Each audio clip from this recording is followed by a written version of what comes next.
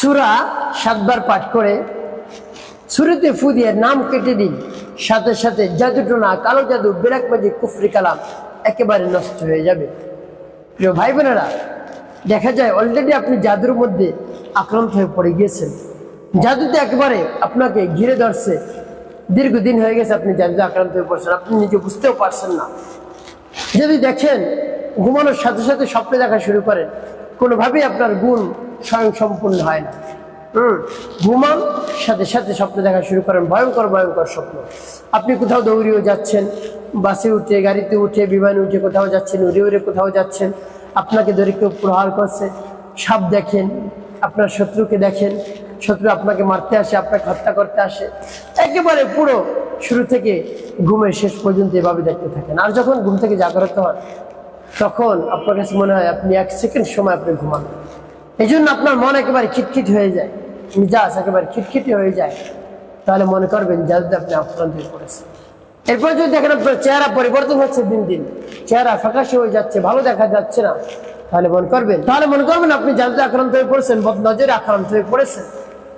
এরপরে যদি আপনি দেখেন বারবার আপনার মাথা ব্যথা করে, হঠাৎ হঠাৎ মাথা ব্যথা করে, শরীরের মধ্যে যারা যন্ত্রণা শুরু হয়ে যায় হঠাৎ হঠাৎ, তাহলে মনে করবেন জাদুতে আপনি আক্রান্ত হয়ে পড়েছেন। এরপরে কোনো খাবারের রুচি যদি আপনার না থাকে, একেবারে কোনো খাবারের রুচি নেই, দীর্ঘ সময় যদি না খেয়ে থাকেন, তারপরেও আপনার ক্ষুধা লাগে, আপনি বলতেও পারছেন না যে আপনার ক্ষুধা লাগছে, লাগে না। তো প্রিয় ভাই বোনেরা, ভালো ভালো রুচিশীল খাবারও যদি আপনার সামনে আনা হয়, তাহলে আপনি সেই খাবার খেতে পারছেন না, আপনার খেতে মনই চাচ্ছে না, ভিতরে পেট একেবারে খালি হচ্ছে না, আপনার কাছে মনে হচ্ছে ভরা ভরা। এটা ভেবে আপনি অনেক ঔষধ সেবন করছেন, গ্যাস্ট্রিকের সমস্যার কারণে এটা হতে পারে, কোনোটাই কাজ হয় না। যত ঔষধ আপনি খান ঔষধের, তত কোনোটাই কাজ হচ্ছে না। এরপরে যদি আপনি দেখেন কঠিন রোগে আপনি আক্রান্ত হয়ে পড়েছেন, কোনোভাবেই সেই রোগ থেকে উত্তর দিতে পারছেন না, সেই রোগ থেকে আপনি মুক্তি পেতে পারছেন না, এবং কোন রোগ হয়েছে সেটা কোনো ল্যাব ধরতেও পারছে না। একের পর এক ডাক্তার ঘুরিয়ে দেখাচ্ছেন, একের পর এক ঔষধ সেবন করছেন, ঘুরিয়ে ফিরে কোনোটাই কাজ হচ্ছে। তো প্রিয় ভাই বোনেরা, তাহলে মনে করবেন আপনি জাদুতে আক্রান্ত হয়ে পড়েছেন, আপনি আরো বেশি বেশি একের পর এক রোগে আক্রান্ত হয়ে পড়েছেন। রক্ত যেটা হয়েছে সেটা তো দূর হয় না, তার থেকে মুক্তি পাচ্ছেন না, আরো এর সাথে আরো অনেক ধরনের রোগ বাসা বাঁধছে। তো প্রিয় ভাই বোনেরা, এমত অবস্থায় সূরা পাঠ করেন, শুরুতে ফু দিন, তারপরে নাম কেটে দিন, দেখবেন সাথে সাথে জাদুটোনা, কালো জাদু, ব্ল্যাক ম্যাজিক নষ্ট হয়ে যাবে। প্রিয় ভাই বোনেরা, আপনি যদি রেখে দেন যে আমল পরে করবো, তাহলে কিন্তু আপনি আরো বেশি ক্ষতির মধ্যে পড়ে যাবেন।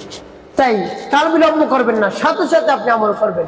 একেবারে সহজ আমলটি, আপনি যদি ভিডিওটি একবার দেখেন তখন বুঝবেন যে এতই সহজ আমলটি, তাহলে করা যায়, বেশি কঠিন না, বারবারও করতে পারবেন আপনি।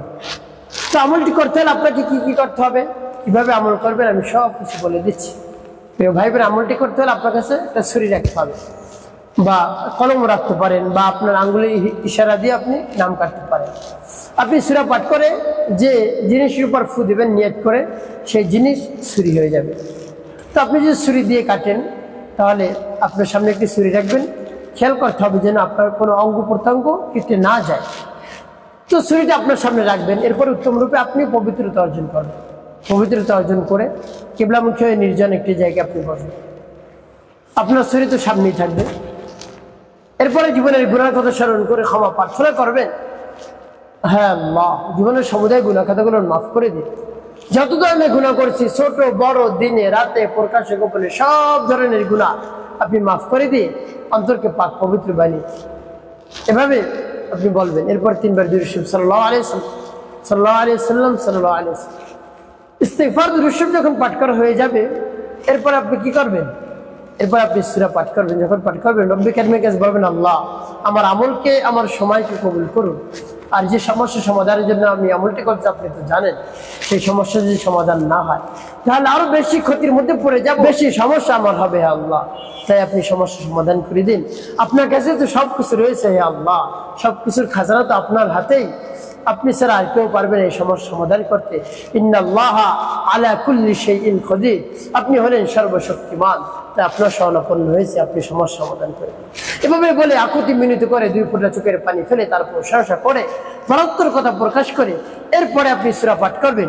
পাঠ করে এভাবে শুরুতে ফু দিয়ে নাম কেটে দিবেন। প্রিয় ভাই বোনেরা, আপনাকে একটি কাজ করতে হবে। সেই কাজটি হলো আপনাকে একটি গোল বৃত্ত আঁকতে হবে। এভাবে একটি গোল বৃত্ত আঁকতে হবে। একে ভিতরে আপনার নাম, আপনার মায়ের নাম এভাবে লিখবেন। তো প্রিয় ভাই বোনেরা, আপনার বাসা বাড়ি যদি গ্রামে হয় তাহলে আপনার সে মতো মাটি থাকবে, মাটির উপর লিখতে পারেন। আর যদি শহরে হয় তাহলে ফ্লোরের উপর লিখতে পারেন, যে কোনো কালি দিয়ে, যে কালি পরবর্তীতে উঠে যায়। বা কোনো বোর্ডে লিখতে পারেন, আপনার হাতে একটি ছোট বোর্ড নিয়ে আপনি লিখতে পারেন গোল একটা বৃত্ত এঁকে। এভাবে গোল বৃত্তের মধ্যে নাম লিখবেন। প্রিয় ভাই বোনেরা, দুরূদ ইস্তিগফার যখন পাঠ করা হয়ে যাবে, এরপরে সেই সূরা আপনি পাঠ করবেন। সূরা পাঠ করে কিভাবে নাম কাটবেন আমি বলে দিচ্ছি, আগে সূরাটি বলে নেই। সেই সূরাটি হলো আমাদের সকলের সুপরিচিত সূরা, সূরাতুল ফাতিহা। আপনি পরিপূর্ণ বিশ্বাস এবং আস্থা নিয়ে সূরাতুল ফাতিহা পাঠ করবেন। বিসমিল্লাহির রহমানির রহিম। আলহামদুলিল্লাহি রাব্বিল আলামিন। আর রহমানির রহিম। مالك يوم الدين إياك نعبد وإياك نستعين اهدنا الصراط المستقيم صراط الذين أنعمت عليهم غير المغضوب عليهم ولا الضالين। তবে যখন পাঠ করা হয়ে যাবে, এরপরে সূরার মধ্যে একটু ফুদিয়ে তবে নাম কেটে দেবেন। এরপর আপনি আবারও পাঠ করবেন, বিসমিল্লাহির রহমানির রহিম। আলহামদুলিল্লাহি রাব্বিল আলামিন। আর রহমানির রহিম। مالك يوم الدين إياك نعبد وإياك نستعين اهدنا الصراط المستقيم صراط الذين أنعمت عليهم غير المغضوب عليهم ولا الضالين।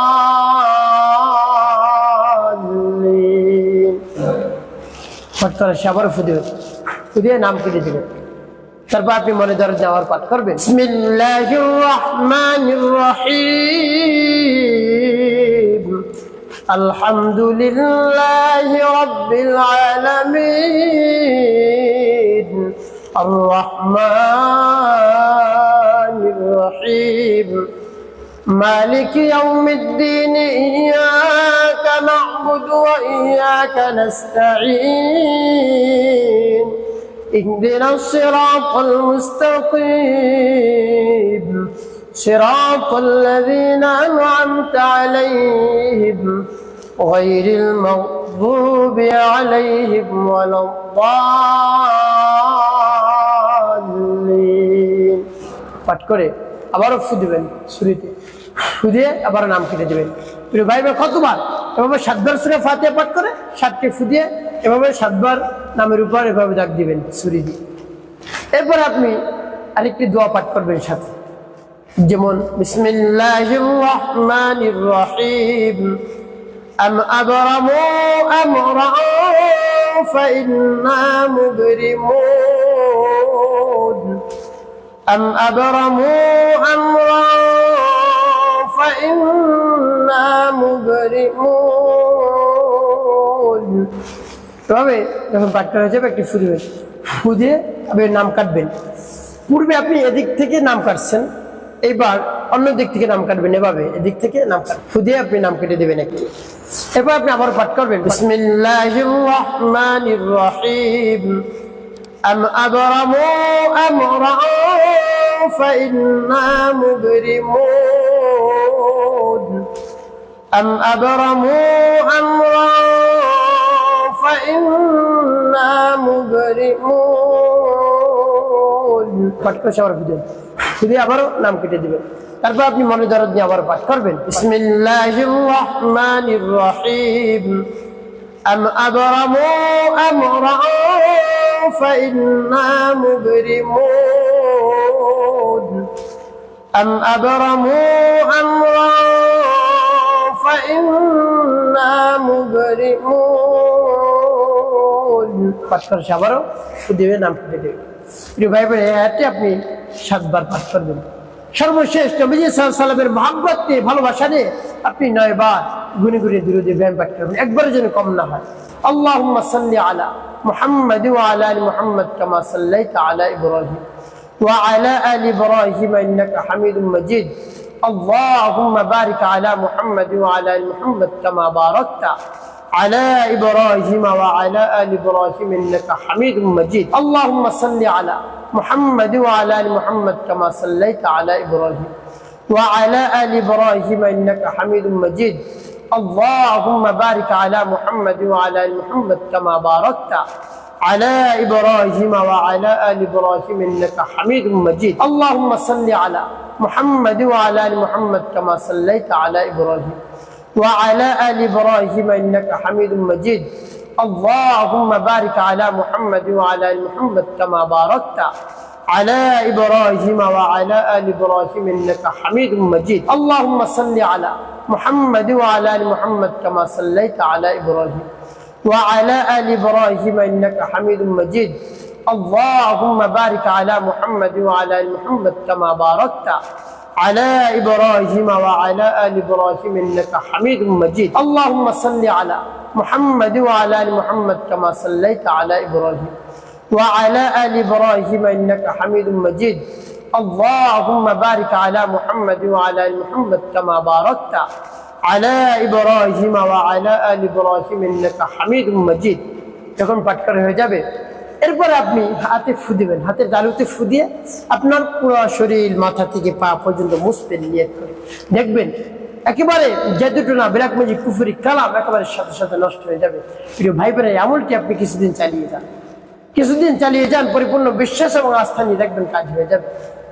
আপনি আমলের শেষে রব্বে কারীমের কাছে হাত উত্তোলন